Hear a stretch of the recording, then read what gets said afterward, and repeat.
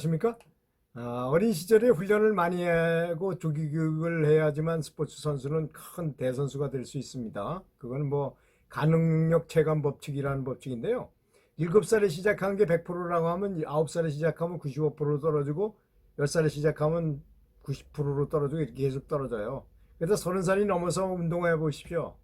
코치조를 당할 수 있습니까? 그래서 배드민턴이나 탁구 배우러 가면 서로 나눠져서 하잖아요. 코치조, 아마추어조 이렇게 하는 이유가 다 거기에 있는 거예요. 공부도 그렇고 세상 만사가 다 그래요, 사실은. 그걸 모르기 때문에 이 보통 사람들은 뭐 천부적인 재능이 천부적인 재능은 없습니다. 오로지 훈련의 결과입니다. 테니스 세계 랭킹 1위 하는 조코비치 엄청난 훈련을 했어요. 그 물 빠진 수영장이라는 데가 테니스 치기 연습하기가 치고 좋아요. 엄청나게 많이 연습할 수 있습니다. 다른 선수에 비해서 10배 이상 할 수 있어요. 왜? 공이 쫙 굴러내려고 갈 데도 없고 그 안에 들어서 저도 그렇게 훈련을 시켜본 적이 있었는데, 자, 그리고 지도자는 반드시 전문가일 필요가 없습니다. 전문가가 제가 이제 교육청의 체육 장학사를 무려 10년을 하면서 코치들을 많이 관리해 보니까 돈을 따지고 뭐 보수를 이렇게 따지면서 근무 조건을 따지는 친구 쳐놓고 선수를 잘 가르치는 사람을 전혀 보지를 못했습니다.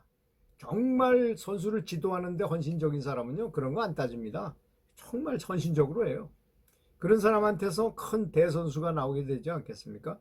그런데 부모가 자식을 코치한테 맡겨서 할 수가 없어요. 재벌이라도 그건 안 됩니다. 자기 부모가 직접 또는 형이나 뭐 하여튼 가족 중에 누군가 뭐 이런 사람이 와서 헌신적으로 지도를 하는 것이 대표 선수가 와서 가르치는 것보다 더 훌륭하다는 점을 알아야 됩니다. 여러분, 우리가 너무나 잘 아는 박세리, 진짜 그때 당시에 세계 제패라는 건 진짜 상상도 못했던 시절에, 지금은 세계 제패하는 여성 선수들이 많이 나왔지만 정말 어려운 시절에 그 박세리 선수 아버지는 박종천 씨라고 뭐 좀 건달 출신이고 그러셨는데, 그때 당시 싱글 정도 치는 아마추어 골퍼였는데 딸을 제대로 가르치는 거예요. 사실 뭐 눈썰미만 있으면 코치들이 가르치는 거 몇 번 보면 어떻게 가르치는지 다 알잖아요. 싱글 정도면 충분히 가르칩니다. 축구도 그렇습니다. 어느 정도 축구에 좀 찍어 있으면 다 가르칠 수 있어요. 아빠가 가르치는 게 훨씬 더 좋습니다. 제가 이렇게 얘기를 하니까 얼른 알아듣고 코치 선생님들은 믿지 말고 부모들이 직접 훈련을 시켜서 성공한 예도 있고요. 특히 지금 현재 국가대표 에이스인 홍성찬 테니스 선수가 있는데요. 그 선수는 그 아빠한테 홍월표 씨라고 그 농협의 상무를까지 하던, 지금 뭐 지역에서 체육회장을 하고 있는 그런 분이, 그 아버지한테 제가 그런 말을 했어요. 코치 선생님이 하는 건 그대로 두고 당신이 애가 오면 방과 집에 오면 직접 볼을 한 1000번씩 무조건 하여튼 재미있게 하여튼 쳐봐라. 그래서 결국 그때부터 그 어린 시절에 전국 1위를 계속 하고 올라가다가 국가대표가 되는 거지. 잘 못하는 사람이 갑자기 이렇게 나와서 잘할 수가 없어요. 그거는 절대 있을 수가 없는 겁니다. 예외가 있을 수가 없어요. 테니스 스포츠나 뭐 모든 공부도 그렇고, 공부 못하는 사람이 갑자기 어디 점프해가지고 어느 정도까지는 할 수 있지만 최고의 위치까지 올라가기가 어려워요. 그래서 어떻게 해야 되는가. 이강인 선수 같은 경우에도 그렇잖아요. 아버지가 이윤성 씨라는 분인데 태권도장을 하던 분이에요. 이제 어머니도 아마 태권도 선수 출신이었던가 봐요. 같이 경영해 분이라고 들었는데, 이제 그러면 인천인가 수원인가 거기서 태권도장을 하다가 이제 보니까 아들이 이제 나라라 그 프로그램에 나오고 아주 유명해지고 얘가 기술이 아주 월등하다는 게 다 입증이 되니까, 얘를 키우기 위해서는 다른 나라로 보내구나 해가지고 이제 본인이 과감하게 이제 태권도를 거기서 가르칠 수 있으니까 태권도장을 하기 위해서 그쪽으로 간 거예요. 가서 이렇게, 근데 계속 했겠죠. 계속 지도했겠죠. 특히 이제 그분이 한 거는 이제 그 태권도장이 바닥이 그 다다미를 깔았잖아요.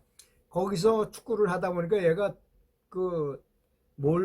드리블하고 뭐 이런 기술 연습을 이제 아마 이랬을 것 같아. 제 생각에. 뭐, 그랬다는 말도 있긴 하는데, 보통 태권도나 유도한 사람들이 구기 운동을 잘 못해요. 그래서 학부모들이 싫어합니다. 그러니까 거기에 맞춰가지고 학부모들이 요구에 맞춰가지고 태권도도 가르치면서 축구도 아마 그 도장에서 시켰던가 봐요. 거기서 뭐 리프팅도 하고 뭐 드리블도 하고 슛도 하고 이런 걸 많이 하고 시범꾼으로 이제 이 강인이가 나갔던 것 같아요. 그러다 보니까 아무래도 잘하게 될 수밖에 없잖아요. 그래서 이제 그때 당시에 이제 나라라 슛돌이라는 그런 것이 이제 나오고 그러다 보니까 거기서 아주 히로인처럼 돼서 우리나라 사람에게는 최고의 기술을 가진 선수로 지금 정평이 나 있고 아마 오늘 하는 이 게임에서도 콜롬비아랑 게임을 하는데 이강인 선수가 아마 중용될 것 같아요.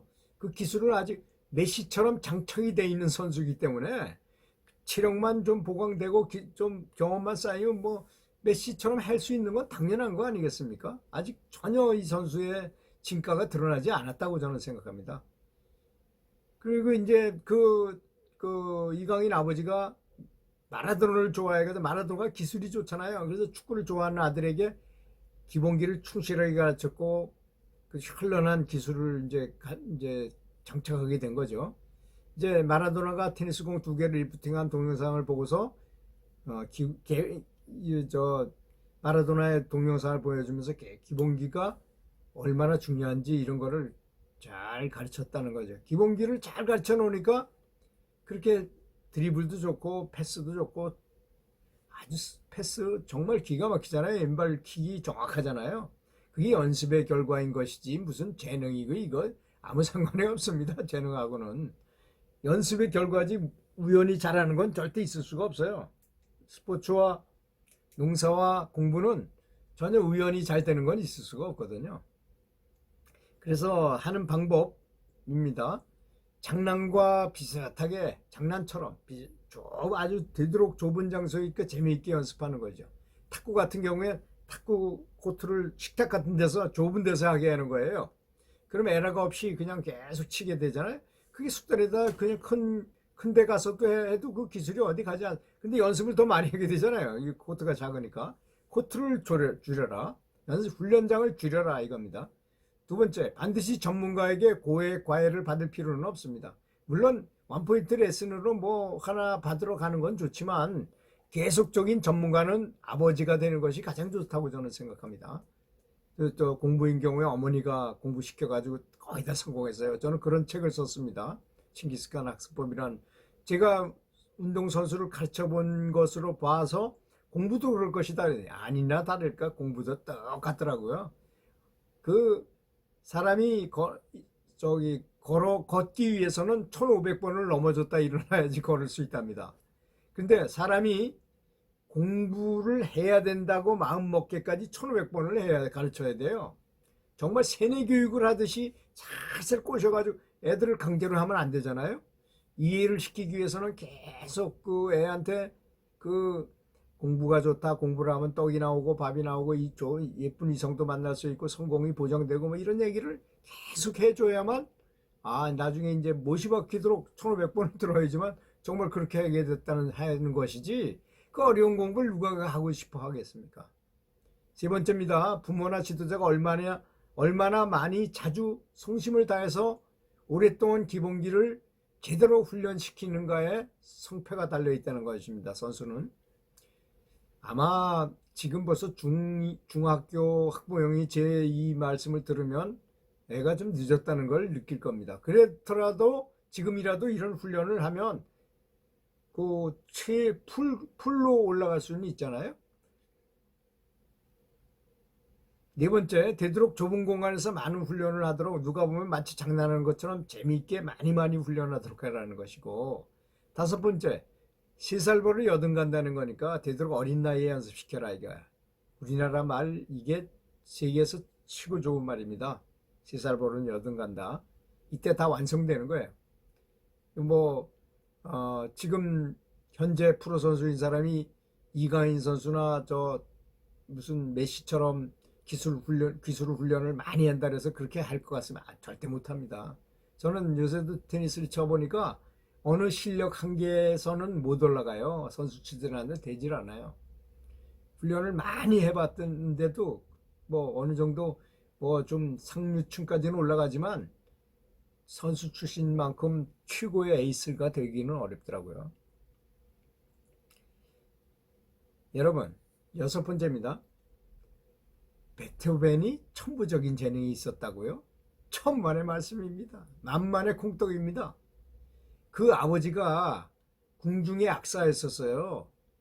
근데 그 궁중의 악사는 아무리 악기를 잘 연주해도 누가 돈 주지 않잖아요. 그 돈 월급 받고 있는 사람이니까. 그런데 자식을 데려다가 무슨 아주 재주를 보이면 돈도 엄청나게 주고 그랬답니다. 그래서 이제 베토벤을 뒤로 해가지고 피아노 치게도 만들고 뭐 와서 작곡도 한 걸 발표하기도 하고 피아노도 쳐보고 이렇게 해가지고 혹독한 훈련을 시켰는데 바깥에도 못 나가게 하고 정말 엄청 아주 잔혹할 만큼 훈련을 시켰어요. 그러니까 잘하는 거예요. 이 세상에는 그냥 거저주는 재능은 없습니다. 재능이 있다 하는 건 좋아한다는 것뿐이에요. 좋아하면 잘하게 되는 거니까. 죽어도 안 하겠다고 하는 사람은 그거 시킬 수가 없잖아요. 그러니까 재능이라는 건 좋아하는 거를 말하는 겁니다.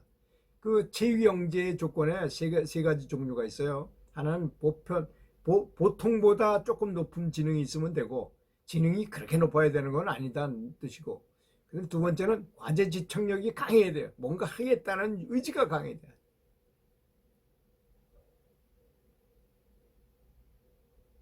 그 다음에 아이고 나 한 가지 생각이 안 나네. 사실 맹자보다 맹자 어머니가 더 훌륭한 사람이 아니겠습니까, 여러분? 맹자의 어머니가 맹자를 그렇게 뭐 이렇게 세 번이나 이사시켰잖아요. 그렇게 교육을 안 시켰더라면 맹자 같은 사람이 나올 수가 없었잖아요. 메시 아버지가 메시를 그렇게 훈련시키지 않으면 메시가 나올 수가 없었어요. 메시 지금 사람들은 자꾸 메시가 아주 천부적인 재능이고 사실은 그 뒤를 보면 그 아버지가 삼부리그의 감독이었던 분이고 아주 기본기 훈련을 엄청나게 시켰고 지금도 메시 어린 시절의 그 기술 장면을 보시면 천여 편 있어요. 어릴 때. 그런데 하나도 이쪽 사람은 안 찍고 메시만 찍었어요. 그러니까 메시에 대해서만 사람들이 생각하지 뒤에 있었던 정말 철없는 메시가 뭘 알았겠습니까? 옆에 있던 사람이 시켰으니까 그렇게 하는 거죠. 조기교육의 절대적인 중요성이요. 그건 자꾸 이렇게 얘기하면 조기교육을 싫어하는 사람도 많아요, 요새. 그런데 그건 참 어리석은 말인 생각입니다. 앵무새를 가지고 한번 테스트해 보면요. 이 앵무새가 태어난 지 2달 이내에 사람 말을 가르치지 않으면요. 한 달 또는 2달 내에 가르치면은 사람 말을 평생 따라하는 앵무새가 되고 그 시간이 지난 다음에 가르쳐 보세요. 죽어도 영원히 안 됩니다. 이런 게 바로 조기교육 각인 시기가 있는 거예요. 각인기가 있다는 것입니다. 사람도 똑같더라고요. 그래서 되도록 어린 나이에 많이 시키면 정말 세계적인 유명한 선수를 만들 수가 있다고 확신합니다. 긴 시간 들어주셔서 감사합니다.